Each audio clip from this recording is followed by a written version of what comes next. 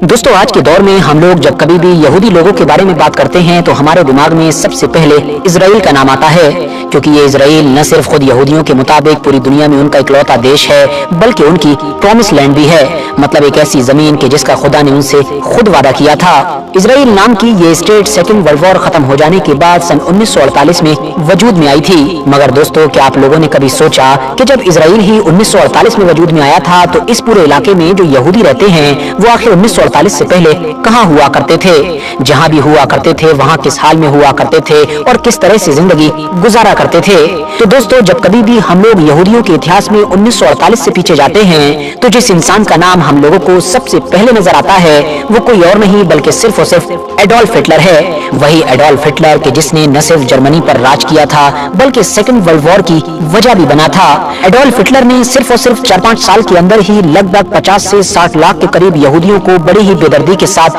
कत्ल कर दिया था। हिटलर यहूदियों से कितनी ज्यादा नफरत किया करता था, इस चीज का अंदाजा सिर्फ और सिर्फ इसी बात से लगाया जा सकता है कि उसने तो अपनी जिंदगी का सबसे बड़ा मकसद ही यही बना लिया था कि चाहे कुछ भी हो जाए वो पूरी दुनिया से यहूदी कौम को ही खत्म करके दम लेगा। और अपने पागलपन से भरे इस मिशन को कंप्लीट करने के लिए हिटलर ने वक्त वक्त पर यहूदियों के खिलाफ ऐसे ऐसे कदम उठाए थे कि जिससे उस दौर में पूरी ही दुनिया हिलकर रह गई थी। मगर दोस्तों, अब सवाल यही है कि आखिर हिटलर यहूदियों से इतनी ज्यादा नफरत किया ही क्यों करता था? वो भी इतनी ज्यादा कि वो पूरी दुनिया से ही इन लोगों का नामो निशान मिटा देना चाहता था। तो दोस्तों, इसका सीधा सा जवाब है हिटलर की आइडियोलॉजी, मतलब कि हिटलर की मानसिकता। हिटलर की मानसिकता ये थी कि ये जो यहूदी कौम है ये दरअसल एक गद्दार कौम है। वो हमेशा ये माना करता था कि फर्स्ट वर्ल्ड वॉर में जो जर्मन लोगों की हार हुई थी वो हार बिल्कुल भी नहीं होती अगर यहूदी कौम जर्मन में मौजूद न होती, क्योंकि यहूदी लोगों ने अपने ही वतन के साथ गद्दारी की और अपने ही दुश्मनों का साथ दिया था, जिसकी वजह से फर्स्ट वर्ल्ड वॉर में जर्मनी को बड़ी हार का सामना करना पड़ा था।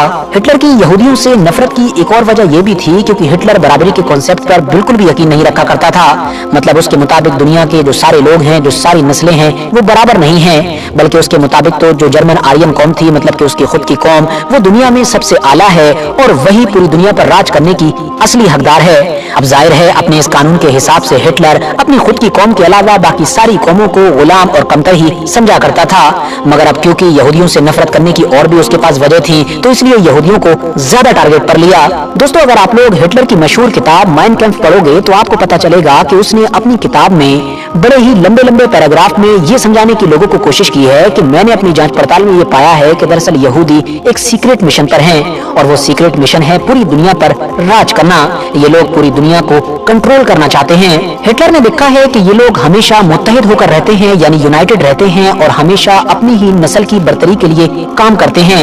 ये लोग ऐसा इसलिए करते हैं क्योंकि हजारों साल पहले इन लोगों के खुद के मुताबिक खुदा की तरफ से इनको पूरी दुनिया की हुकूमत देने का वादा किया गया था, जिस चीज को ये लोग आज भी नहीं भूले हैं और इसीलिए आज भी अपनी हुकूमत हासिल करने के लिए यूनाइटेड कोशिश करते रहते हैं। हिटलर अपनी इसी किताब में लिखता है कि यहूदियों की तो बुनियाद ही झूठ पर टिकी हुई है। ये लोग पूरी दुनिया के सामने अपने आप को एक मजहब के तौर पर पेश करते हैं, मगर ये एक मजहब यानी कि एक रिलीजन नहीं बल्कि यहूदी तो सिर्फ और सिर्फ एक नस्ल है। याद रहे दोस्तों कि जिस दौर में हिटलर अपनी किताब में ये सब कुछ लिख रहा था ये वही दौर था कि जब यूरोप में ज़ायोनिस्ट नाम का एक ग्रुप एक्टिव हो चुका था। ये वही ग्रुप था कि जो फिलिस्तीन के इलाके में ज्यादा से ज्यादा यूरोप के इलाके से यहूदियों को ले जाकर आबाद कर रहा था ताकि आगे चलकर इसी जगह पर अपना एक नया देश, अपनी एक नई स्टेट बनाई जा सके। जाहिर है हिटलर भी इन सब चीजों के बारे में सुबह शाम पढ़ रहा था, इसीलिए उसने अपनी इस किताब में इस स्टेट के बारे में भी लिखा है। उसने लिखा था कि फिलिस्तीन के इलाके में यहूदी लोग इजराइल नाम का ये देश इसलिए नहीं बना रहे हैं ताकि वहां पर जाकर रह सकें, बल्कि ये तो सिर्फ और सिर्फ इसलिए बना रहे हैं ताकि आलमी तौर पर, मतलब इंटरनेशनल लेवल पर ये जितनी भी लूटपाट करें या जो भी गलत काम करें उसके बदले में इनको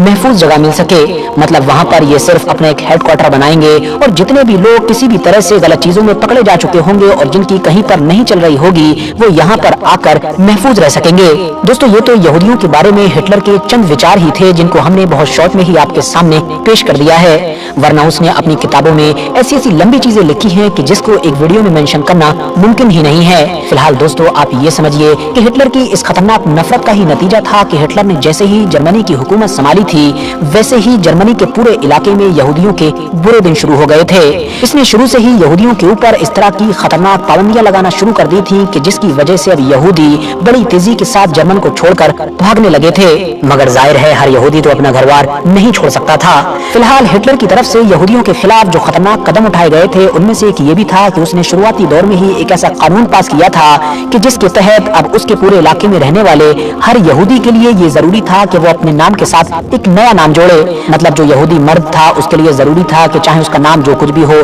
मगर वो अपने नाम के साथ इजराइल लगाएगा, जबकि जो औरत थी उसके लिए ये जरूरी था कि वो अपने नाम के साथ सारा लगाएगी। और यही वो दो नाम थे कि जिनकी वजह से अब कुछ महीनों के अंदर ही पूरे ही जर्मन या फिर आसपास के इलाके में हर यहूदी को उसके नाम से ही पहचाना जा सकता था। बात सिर्फ यहीं पर खत्म नहीं होने वाली थी, बल्कि कुछ वक्त के बाद तो वहाँ की गवर्नमेंट ने यहूदी लोगों से उनका पासपोर्ट भी ले लिया था और उनको एक नई तरह का पासपोर्ट दिया गया था जिस पर एक ऐसी मुहर लगी हुई थी कि जिसको देखकर ही समझा जा सकता था कि ये जर्मन के बाकी लोगों का पासपोर्ट नहीं है बल्कि ये तो यहूदी लोगों का पासपोर्ट है। वक्त थोड़ा और गुजरा, फिर तो हिटलर की गवर्नमेंट की तरफ से ये भी कानून बना दिया गया कि यहूदियों को अपने पहने हुए कपड़े पर एक खास तरह का बैच लगाना जरूरी है जिससे सड़कों पर ही पहचाना जा सके कि ये इंसान जो इधर से जा रहा है ये दरअसल यहूदी है। सिर्फ कपड़ों पर ही नहीं बल्कि इस तरह का खास बैच अब उनके घर के दरवाजों पर भी लगाना जरूरी कर दिया गया था। मतलब घर देखकर हर इंसान समझ सकता था कि ये यहूदी का घर है या फिर गैर यहूदी का घर है। जैसे जैसे वक्त गुजरता जा रहा था यहूदियों का हिटलर के इलाके में रहना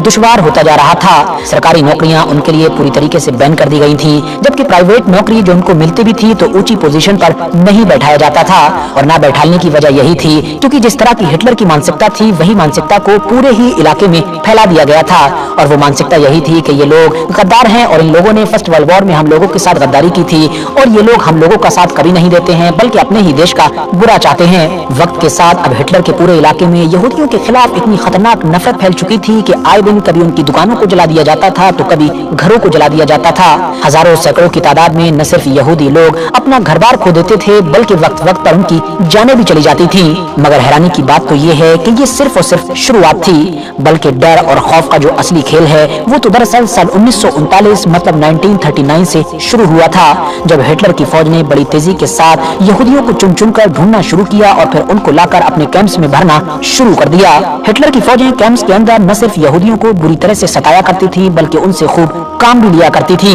वैसे तो उस दौर में यूरोप के एक बड़े इलाके में हिटलर की तरफ से यहूदियों के लिए बेशुमार कैंप्स तैयार करवाए गए थे, मगर इन सारे कैंप्स में भी जो कैंप सबसे ज्यादा बड़ा और खतरनाक था वो दरअसल पोलैंड का वही कैंप्स था कि जिसको आज के दौर में ऑशविट्ज के नाम से जाना जाता है। यहाँ पर कैद किए गए यहूदियों के साथ तो वो सलूक किया गया था कि जिसके बारे में सुनकर आज भी लोगों की रूह कांप जाती है। पोलैंड में मौजूद यही वो कैंप था कि जिसके अंदर लाखों की तादाद में यहूदियों को कत्ल किया गया, बल्कि एक एक बार में सैकड़ों और हजारों की तादाद में यहूदियों को खत्म किया जाता था। हिटलर की जो खुफिया एजेंसीज थी उनकी ये जिम्मेदारी थी कि वो यूरोप के एक बड़े इलाके से ढूंढ ढूंढ कर यहूदियों को लाया करती थी और इस तरह के खतरनाक कैंप्स में लाकर बंद कर दिया करती थी।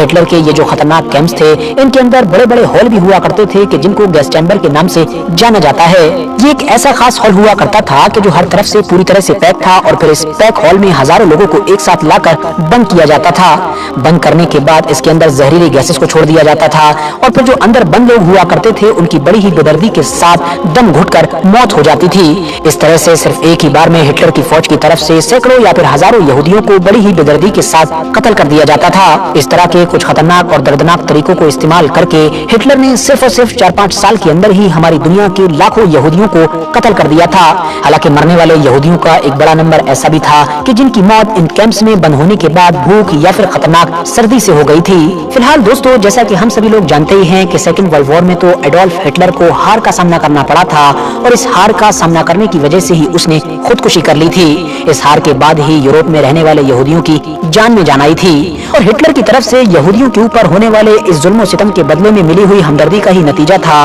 कि जब 1948 में यहूदियों की तरफ से एक नया देश यानी कि इजराइल बनाने की कोशिश की गई तो लगभग ज्यादातर वेस्टर्न कंट्रीज की तरफ से उनको भरपूर सपोर्ट मिला, न सिर्फ वहाँ की गवर्नमेंट्स का बल्कि वहाँ की आम पब्लिक का भी। फिलहाल दोस्तों, आज की अपनी वीडियो को हम यहीं पर खत्म करते हैं। मुझे उम्मीद है कि आप लोग इस टॉपिक से रिलेटेड आज की इस वीडियो की मदद से काफी कुछ समझ चुके होंगे। वीडियो पसंद आने पर न सिर्फ वीडियो को लाइक करें बल्कि अपने फ्रेंड्स के साथ भी जरूर शेयर करें और इसी तरह की नॉलेजेबल और हिस्टोरिकल वीडियोस हमेशा देखने के लिए हमारे इस चैनल को सब्सक्राइब करने के साथ साथ बेल आइकन को भी जरूर प्रेस करें।